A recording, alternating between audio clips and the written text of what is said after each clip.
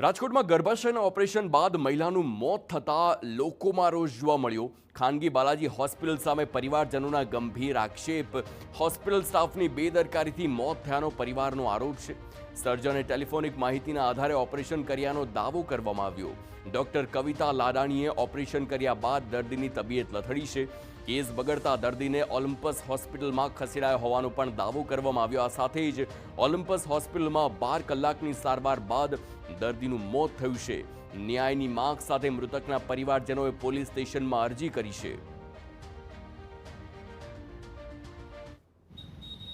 એ લોકોએ કોઈ પણ જાતની અમારી પરમિશન લીધા વગર વેન્ટિલેટર ચડાવી દીધું, સીપીઆર એને ચાલુ કરી દીધો અને શોર્ટ ટ્રીટમેન્ટ પણ ચાલુ કરી દીધી। બરોબર, 9:30 વાગે એમના ધબકારા એકવાર બંધ થઈ ગયા અને 10 વાગે પાછા આવ્યા અને 11:20 સુધી ત્યાંના સાહેબોએ બધાએ ટ્રાય કરી પણ ધબકારા પાછા ચાલુ થયા નહીં।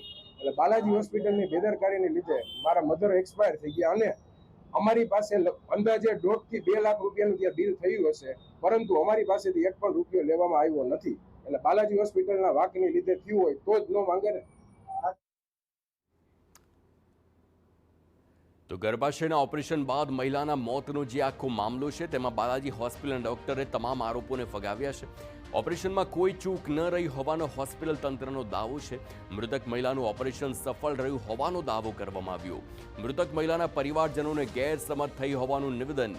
ઓપરેશન પહેલા અને પછી દર્દીની તબિયત સ્થિર હોવાનું પણ નિવેદન આપવામાં આવ્યું।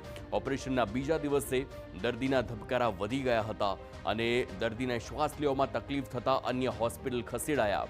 મૃતકના મોતનું કારણ પીએમ રિપોર્ટ બાદ બહાર આવશે। સમગ્ર મામલે પોલીસે ઘટનાની સઘન તપાસ હાથ ધરી છે।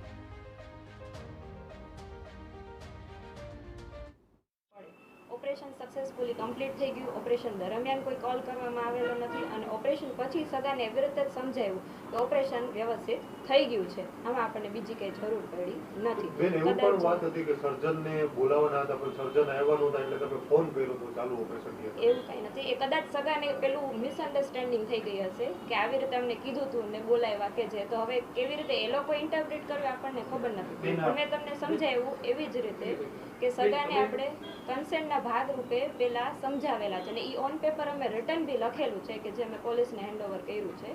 જ્યારે તમે કોઈ ઓપરેશન કરો